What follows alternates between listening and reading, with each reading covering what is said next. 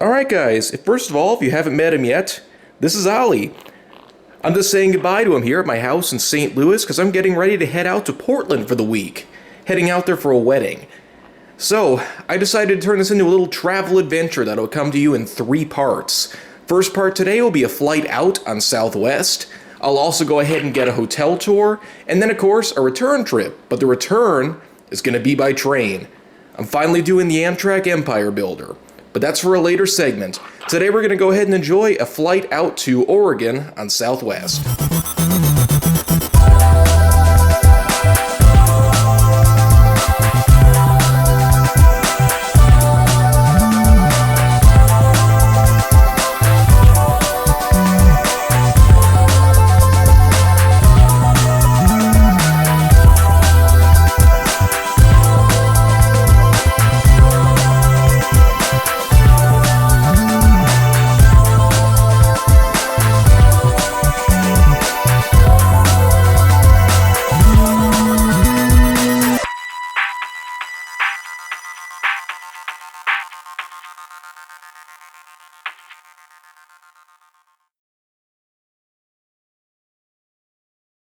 Southwest keeps growing and growing here in St. Louis, but unfortunately, it seems like they might be outgrowing their space in Terminal 2. I arrived and found a madhouse with almost wall-to-wall people and not much organization. With long lines for the kiosks, I ended up using the A-list full-service line, which thankfully moved quite quickly. But because my flight was more than an hour out, they asked me to put my bag in a small holding area they had set up to avoid overwhelming the baggage handlers.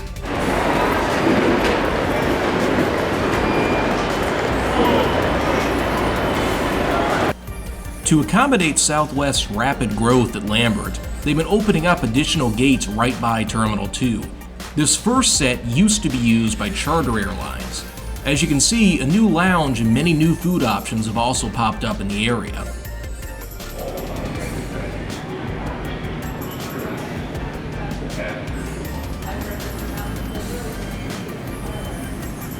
Around the corner, you'll find a long set of moving walkways heading down to what used to be the end of the D concourse. These have now been rebranded as E-gates.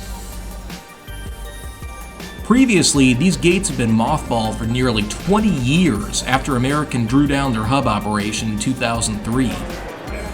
I headed back to Gate E10 just in time to see my 737-800 pull in from Columbus.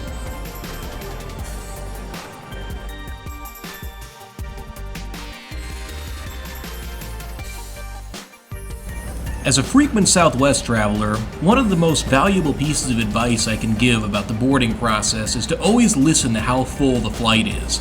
As this flight was completely full, there was no chance of getting an empty middle seat next to me, so I opted for the window seat in the exit row, which had plenty of extra legroom. While the 737 is not an aircraft that's known for its amazing passenger comfort, I think Southwest makes it work quite well. Their generous seat pitch just makes things feel much more roomy, and on their 800 series aircraft, the sky interior really does make a big difference. Federal aviation regulation require passengers on flights with flight passenger information signs, posted placards, and order instructions. Now this one comes up quite a bit on these longer flights. We have 3 lavatories on board. We have 1 lavatory in the front, we have 2 lavatories in the back of the aircraft.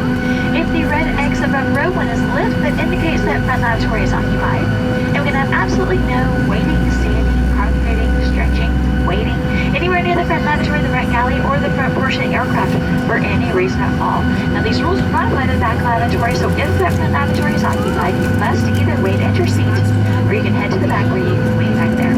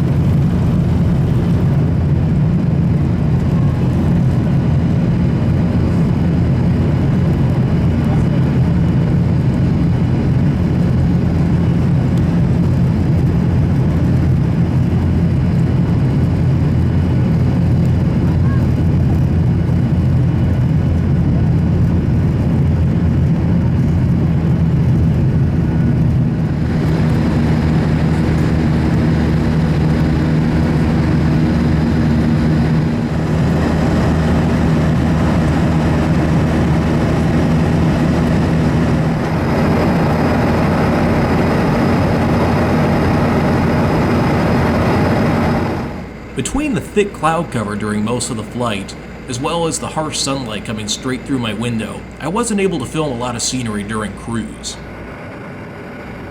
After 3.5 hours at cruise, we began a beautiful descent into the Portland area.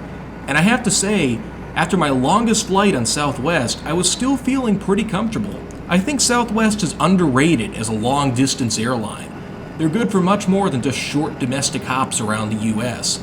With a generous coach seating, combined with the fantastic service, multiple beverage and snack services during this flight in particular, I really think they're a good option for long hops across the country like this one.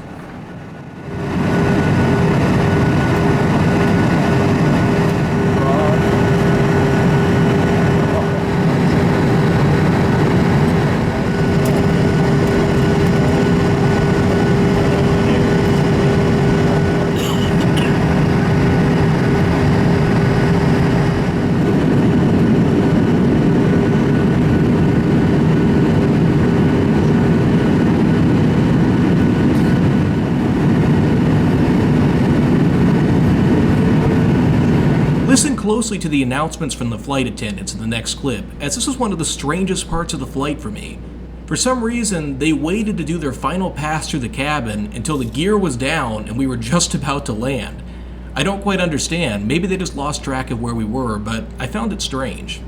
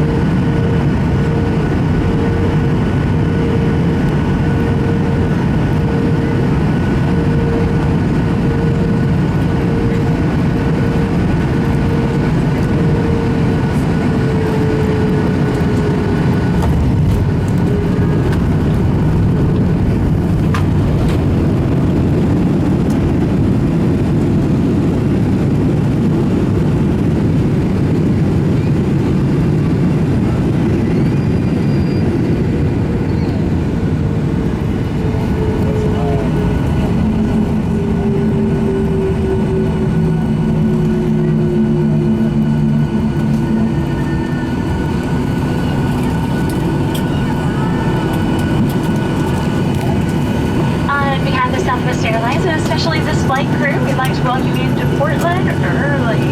Please remain seated with those seatbelts fastened and your carry-on items right where they are until the captain turns off the fasten seatbelt sign.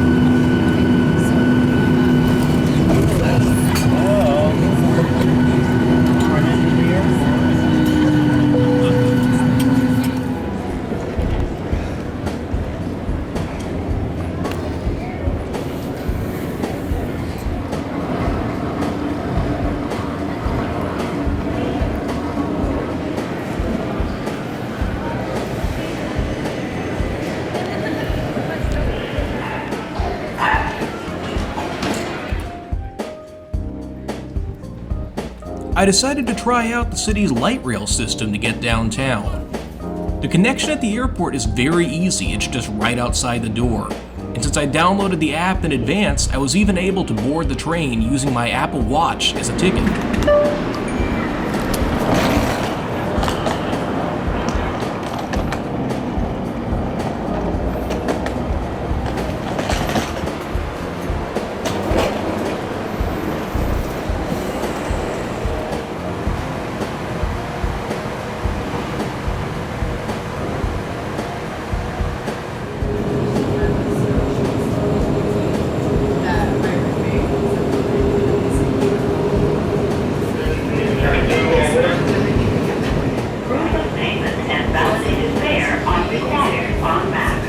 Bienvenidos a bordo. Se requiere comprobante de pago y boleto más.